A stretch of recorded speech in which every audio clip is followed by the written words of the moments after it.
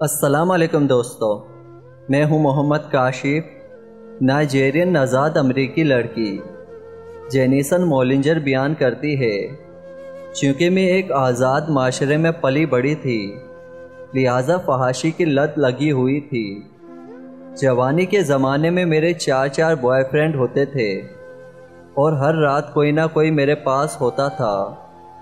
اسی دوران میں عملے غلاظت کی وجہ سے مجھے گلے کا کینسر ہو گیا، اور جب میں 24 سال کی ہوئی تو ڈاکٹروں کی طرف سے میرا مرض ناقابل علاج قرار دے دیا گیا۔ یہاں تک کہ میرے اپنے ہی خاندان نے مجھے ایک فلاحی ادارے کے سپرد کر دیا، جہاں پڑے پڑے موت کا انتظار کرنے لگی۔ جب میں شدید تکلیف سے تڑپتی تو مجھے سکون کا انجیکشن دے دیا جاتا، باقی میرا کسی قسم کا علاج نہیں چل رہا تھا، کیونکہ مرض اتنا بڑھ چکا تھا کہ ناقابل علاج ہو گیا تھا، اور ادارہ مجھ پر مزید پیسہ لگا کر فنڈ ضائع نہیں کرنا چاہتا تھا۔ اسی ادارے میں رہتے ہوئے میں نے اپنے تمام دوستوں، احباب اور بوائے فرینڈ سے مدد طلب کی، مگر جب سب کو یقین ہو گیا کہ میں زندگی کے آخری کنارے پر پہنچ چکی ہوں، جہاں سے واپسی کی کوئی امید نہیں، بس موت کی آمد کا انتظار ہے، میں روتی تڑپتی، مگر چونکہ اب میں ان کی کسی کام کی نہیں تھی، لہٰذا انہوں نے میری کسی بھی قسم کی مدد کرنے سے انکار کر دیا۔ یہاں تک کہ میرے بلانے کے باوجود بھی، میری دل جوئی کرنے کے خاطر بھی وہ لوگ میرے پاس آنے کے لیے تیار نہ تھے۔ موت سے بھی زیادہ تکلیف دہ وہ لمحہ تھا جب میرے ساتھ جینے مرنے کی قسمیں کھانے والے اور میرے سب رشتہ دار مجھے چھوڑ گئے تھے۔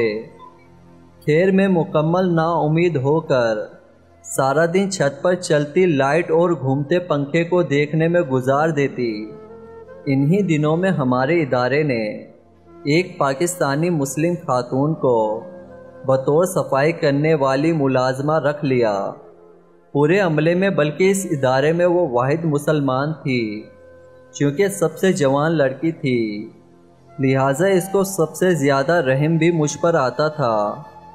تکلیف میں کرانے پر کئی بار وہ دوڑ کر میرے پاس پہنچتی تھی، نہ صرف میرے ساتھ بلکہ ادارے میں مقیم ہر مرض کے ساتھ اس کا ایسا ہی رویہ تھا، لہٰذا ادارے کے باسی اور انتظامیہ بھی سبھی لوگ اس سے بہت مطمئن تھے۔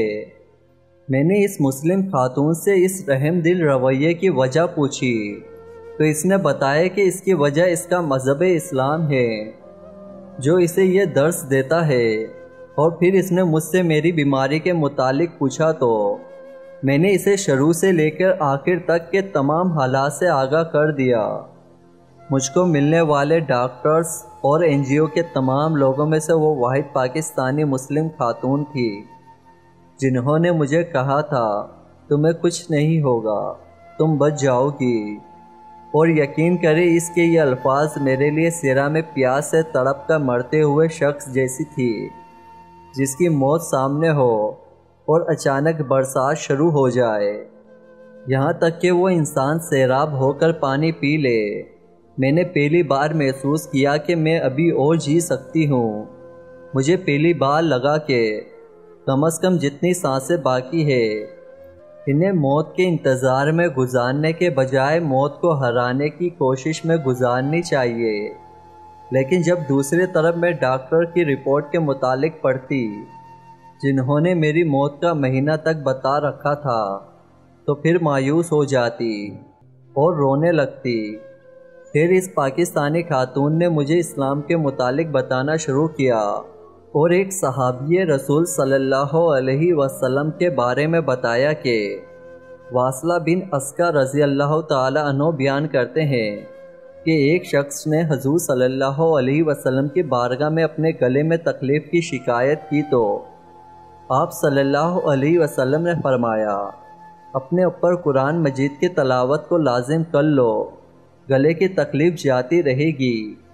اور ساتھ ہی اس مسلم خاتون نے مجھے نصیحت کی کہ قرآن پاک میں ہر کسی کے لیے شفا ہے، تم پڑھ کر دیکھ لو، اگر چند ہفتوں میں تمہیں بہتری محسوس ہو تو ٹھیک ہے، ورنہ تم تو موت کی منتظر بن کر ویسے ہی بیٹھی ہو اور تب تک بیٹھی ہی رہو گی جب تک وہ نہیں آ جاتی۔ مجھے پہلے اس پاکستانی خاتون کی بات مذاق لگی کہ جہاں ہر قسم کے میڈیکل سائنس ناکام ہو چکی ہے، وہاں یہ صفائی کرنے والی ملازمہ کیا علاج بتا رہی ہے۔ مگر تقدیر کو کچھ اور ہی منظور تھا۔ شدید تکلیف کے ہاتھوں مجبور ہو کر میں نے اس مسلم خاتون کی بات مان لی۔ اس نے مجھے ادارے کی انتظامیہ سے چوری چوری وضو کرنا سکھایا اور قرآن پاک پڑھنا سکھا دیا۔ وہ گھر سے قرآن پاک ساتھ لاتی جب تک وہ یہاں رہتی۔ وقفے وقفے سے میرے پاس آ کر مجھے قرآن پڑھاتی اور جاتے ہوئے ساتھ لے جاتی۔ جب میں نے قرآن پاک پڑھنا شروع کیا تو چند ہفتوں کے بعد ہی میری حالت بہتر ہونا شروع ہو گئی۔ مجھے اپنی تکلیف میں بہت کمی محسوس ہوئی، خاص کر جتنی دیر میں قرآن پاک پڑھتی میں بالکل نارمل رہتی۔ میں حیران تھی اور خوش تھی کہ میری تکلیف کم ہو رہی ہے۔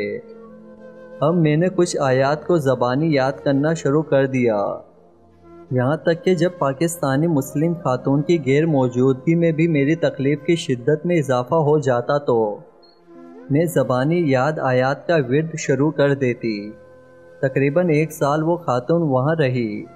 1 سال میں مجھے نہ صرف مکمل قرآن پاک پڑھنا آ گیا بلکہ میں نے کچھ صورتیں زبانی یاد کر لی۔ ڈاکٹر کی طرف سے طے کیا گیا میرا موت کا مہینہ گزر گیا تو ایک بار پھر میرے میڈیکل ٹیسٹ شروع ہو گئے۔ اس بار میڈیکل رپورٹ میں کینسر کے بجائے گلے کی ایک اور بیماری آ گئی جو قابل علاج تھی، لہٰذا میرا علاج شروع ہو گیا۔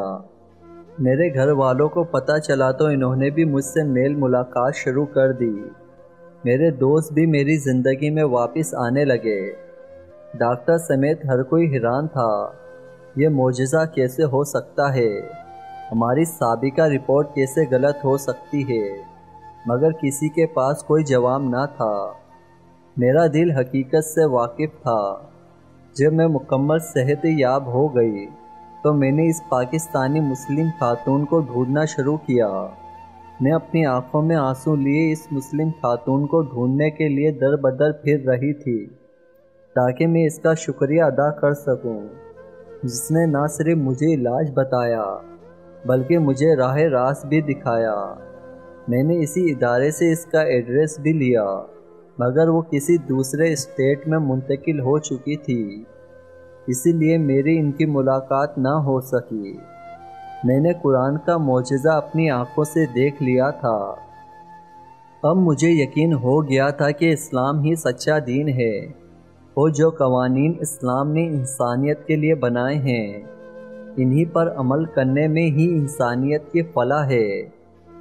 میں نے قطر کے ایک اسلامک سینٹر میں جا کر اسلام قبول کیا۔ میں زارو قطار رو رہی تھی، میرے آنسو تھے کہ تھمنے کا نام ہی نہیں لے رہے تھے۔ وہیں میرا نام فاطمہ فاروق رکھا گیا۔ الحمدللہ آج میں مسلمان ہوں۔ میں نے ایک ایرانی نژاد مسلم لڑکے سے شادی کر لی ہے۔ میں اور میرا شوہر سعودیہ عرب منتقل ہو چکے ہیں اور یہاں ہم نے اپنی کمپنی بنا لی ہے۔ میں آج بھی اس پاکستانی خاتون کے لیے دعا گو ہوں اور میرا ماننا ہے کہ راہ ہدایت کی طرف آنے میں اس کا بہت بڑا ہاتھ ہے۔ امید کرتا ہوں کہ آپ کو یہ میری ویڈیو پسند آئی ہوگی، تو پلیز اس ویڈیو کو لائک کریں، اپنے دوستوں میں شیئر کریں اور میرے چینل کو ضرور سبسکرائب کریں۔